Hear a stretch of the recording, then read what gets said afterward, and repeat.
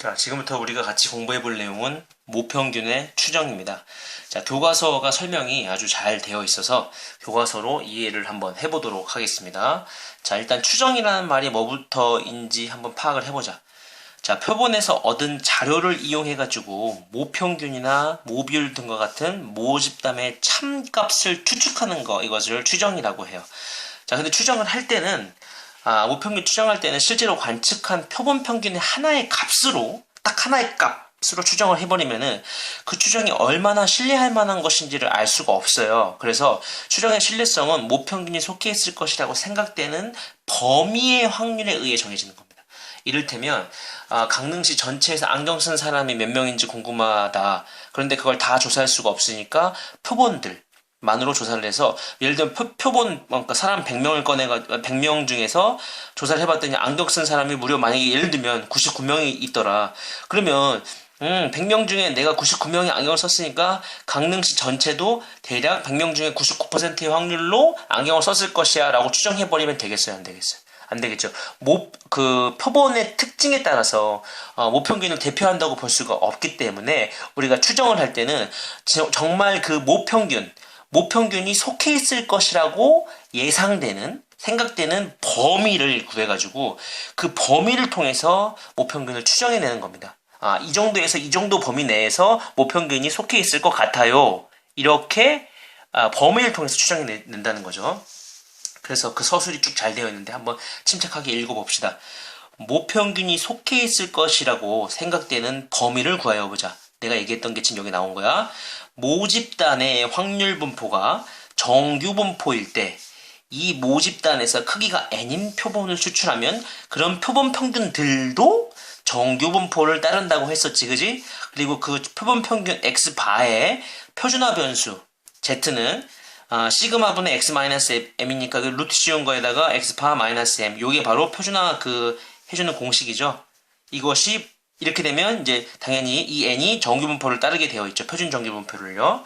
그렇게 되면 z가 마이너스 1.96 이상에서 1.96 이하일 확률은, 표준 정규 분포를 찾아보자 얘들아. 1.96을 찾아보면은 결국 어떻게 되냐면 그 확률이 0.95라는 걸 알 수 있어. 이거는 표를 찾아보면 금방 알아. 이 z가 지금 어떤 z야? x바를 표준화시키는데 사용한 표준화 변수 그 z야.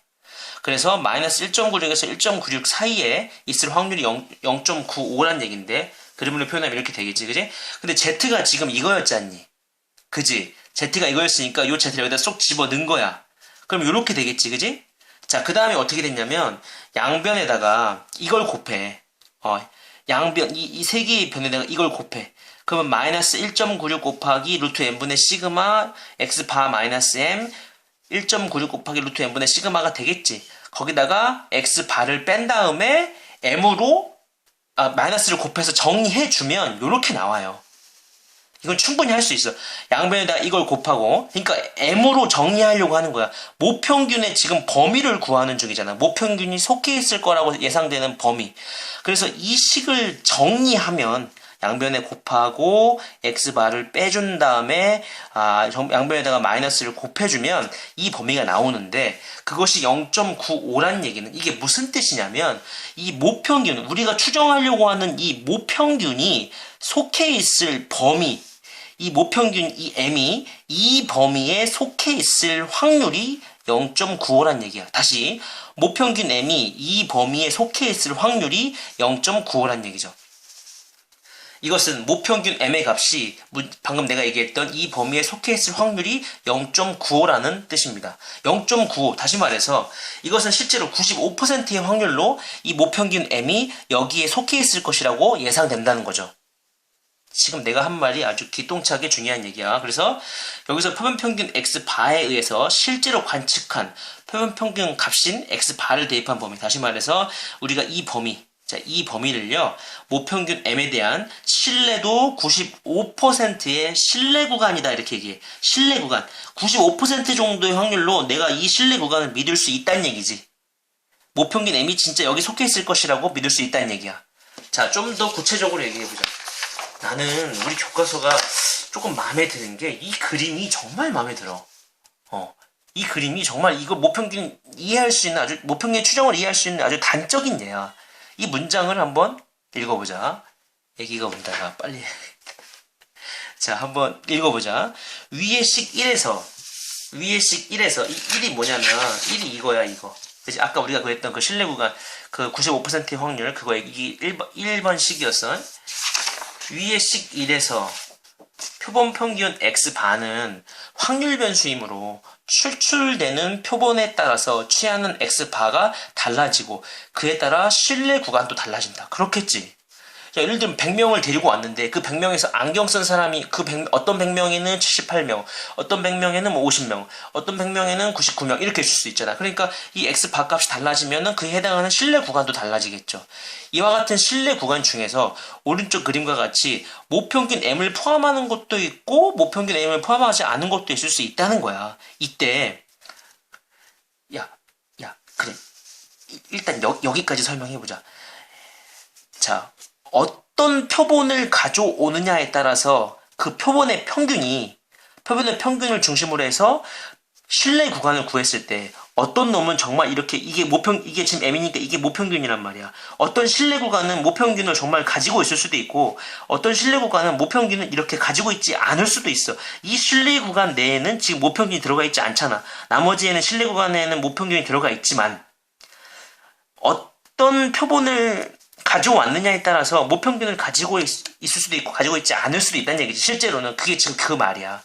이때 모평균 m에 대한 신뢰도 95%의 신뢰 구간이라고 하는 건 뭐냐면 크기가 n인 표본을 여러 번 추출하여 신뢰 구간을 각각 구하면 그 중에서 약 95%는 모평균 m을 포함한다는 뜻이다. 이야, 이 기동차지 않네 이거. 이 말이 참 멋지지, 그지? 니네가 구했던 아까 그 신뢰 구간이라는 게 95%의 확률로 모평균 m을 가지고 있다라고 우리가 이해할 수 있다는 거야. 그게 신뢰도가 약간 그런 의미야. 그러니까 신뢰도가 먼저 결정이 돼야겠죠. 그러니까 일단 한번 읽어보자. 봐봐. 그래서 모집단의 확률 분포가 정규 분포일 때 크기가 n인 표본으로부터 표본 평균 x바의 실제 관측값 x바라고 하면은 모평균 m의 신뢰 구간은 95%의 신뢰 구간일 때는 요렇게 나오고 x바 마이너스 1.96 아까 어떻게 나왔어요 얘들아? 1.96 1.96은 봐봐 그래 좀 더 얘기해보자. 이거를 다 한 게 0.95였잖니. 그러면 이 절반은 얼마야? 0.95를 2로 나누면 248 15 27에 14 12 50 0.475지. 자, 그러니까 저기 표준 정규 분포표에서 0에서 Z에서 이 Z가 0.475가 되게 하는 그 Z를 찾으면은 그게 1.96이야. 뭔 말인지 알겠어? 그러니까 95%의 신뢰 구간이 먼저 결정이 되면 95%의 신뢰 구간이 결정되면 이게 신뢰 상수가 결정이 되겠죠. 이걸 이제 신뢰 상수라고 얘기하는데 어쨌든 그렇게 해서 요 x 바 마이너스 1.96 곱하기 루트 n분의 시그마 이렇게 해준 게 95% 신뢰 구간이고요. 99%의 신뢰 구간이라는 건 결국 뭘 얘기하는 걸까? 99%라는 건 여기서부터 여기까지 적분한 값이 0.99가 되게 한다는 걸 의미하는 거야. 여기부터 여기 숫자가 아직 뭔지 모르지. 근데 그거의 확률이 0.99가 되게 한다는 거지. 요 숫자는 표준 정규 분포표를 보고 우리가 찾아야 돼. 알겠지? 근데 미리 잘 찾아놨어. 그게 바로 뭐냐면 2.58이야. 우리가 사실 요 두 개 숫자는 좀 기억해줘야 된다. 그래서 신뢰도 99%의 신뢰 구간은 요렇게 된다라고 얘기할 수 있어요. 오케이? 신뢰 상수만 바뀌어주면 되겠죠.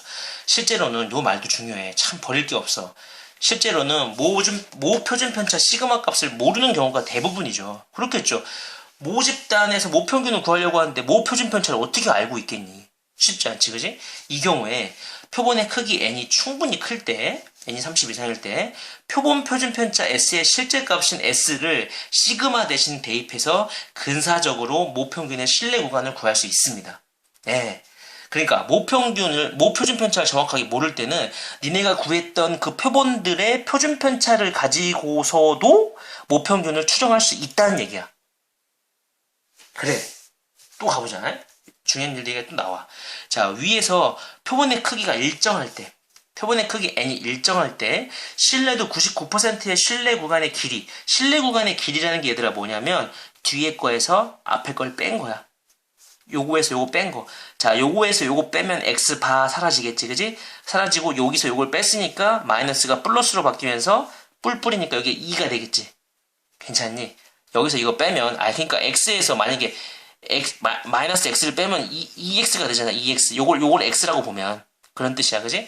실내 구간의 99%의 실내 구간의 길이는 이거는 실내도 95%의 실내 구간의 길이 이거보다는 길죠. 무슨 소리냐면 표본의 크기가 일정하고 당연히 모 표준 편차는 달라지지 않아. 이것도 일정해. 그러면 실내 구간의 길이가 99%의 실내도일 때 당연히 실내 상수가 더 크잖아. 99%면 여기가 실내 상수니까, 그지? 요 실내 상수보다 더 크지. 그렇기 때문에 실내 구간의 길이가 얘가 더 커. 실내 구간의 길이가 99%가 더 크죠. 더 길죠. 자, 그러면 봐봐. 일반적으로 표본의 크기 n이 일정할 때, 잘 들어. 일정할 때 실내도가 높을수록 실내 구간의 길이가 길어지죠. 그러나 실내 구간의 길이가 길어질수록 유용하지 못해요. 왜 그럴까? 니네가 만약에 모평균 추정을 했어. 자, 근데 만약에 니네가 만약에 의뢰를 받았어. 근데 니네가 만약에 자, 그래서 모평균이요 약 20에서 한 100 사이 정도에 있는데요. 그거 한 99% 정도를 믿을 수 있어요. 이거랑 사장님, 저희가 조사해 보니까 44에서 46 정도의 모평균이 있을 수 있는데요. 이건 한 95% 정도로 신뢰할 수 있어요. 이 두 개 중에 뭐가 더 신뢰가 가니? 이건 실내 구간의 길이가 너무 길잖아. 그럼 이건 나도 하겠다. 이건 뭐 그냥 대충 해도 이거 할 수 있지 않겠니? 실내 구간의 길이가 짧을수록 더 신뢰할 수 있는 자료지. 괜찮지? 그래서 유용하지 못하다는 거야. 예를 들어 학생들의 평균 수학 점수 M에 대한 신뢰 구간이 0부터 100이라면 나도 하겠다. 이와 같은 신뢰 구간은 신뢰도가 100%이지만 추정을 하지 않아도 알 수 있으므로 별로 유용하지 못하다. 그렇죠? 이때 동일한 신뢰도를 유지하면서 실내 구간의 길이를 줄이면, 자 봐봐. 아까 실내 구간의 길이가 뭐였냐면 2 곱하기 실내 상수를 그냥 K라고 하자. K 곱하기 루트 N분의 시그마였어. 신뢰도를 유지한다는 얘기는 퍼센트를 유지한다는 얘기니까 이 실내 상수가 일정하다는 얘기야. 이게 일정한 상태에서 이 실내 구간의 길이 자체를 줄이려면 모 표준 편차도 일정하기 때문에 이 값을 줄이려면은 요 분모가 커져야죠. 그렇겠죠. 분모가 더 큰 수로 나눠야지 이 값 자체가 작아지죠. 따라서 표본의 크기가 더 커야 된다. 그럴 거 아니야. 실내 구간에 줄이려면 결국 무슨 소리야? 더 큰 범위로 조사해야 된다는 얘기야. 느낌 오지? 자, 문제 하나 풀어보자. 맥박수는 나이, 성별 등에 따라 달라진다. 15세 학생 25명, 이게 표본의 크기가 되겠다. 이미 추출하여서 분당 맥박수를 측정했더니 평균이 75회였대. 이게 지금 표본 평균이야. 그지? 이게 표본 평균. 표본의 평균이 75회라 그랬어. 15세 학생의 분당 맥박수는 모 표준 편차가 12회인 정규분포를 따르는데 이게 모 표준 편차 시그마야. 15세 학생의 분당 맥박수의 평균 M에 대한 신뢰도 95%의 신뢰 구간에 구해라. 아까 신뢰 구간 공식이 뭐였지? x바 마이너스 1.96 곱하기 루트 n분의 시그마 모평균 M x바 더하기 1.96 곱하기 루트 n분의 시그마였으니까 이건 너무 쉽다. 그치? 그냥 그대로 집어넣어주면 돼. 표본 평균이 75회 마이너스 1.96 루트 n이 지금 25니까 5 시그마는 12지. 12 모표준 편차 M에 75 더하기 1.96 곱하기 5, 12. 이게 5인 이유가 루트 25라서 그래. n이 25니까. 이렇게 해서 모평균을 추정할 수 있고 이렇게 실내 구간이 나왔는데 이건 우리가 어느 정도의 확률로 믿을 수 있는 거야. 95% 정도의 확률로 정말 모평균이 여기 있어요 라고 믿을 수 있다는 얘기야. 여기까지입니다.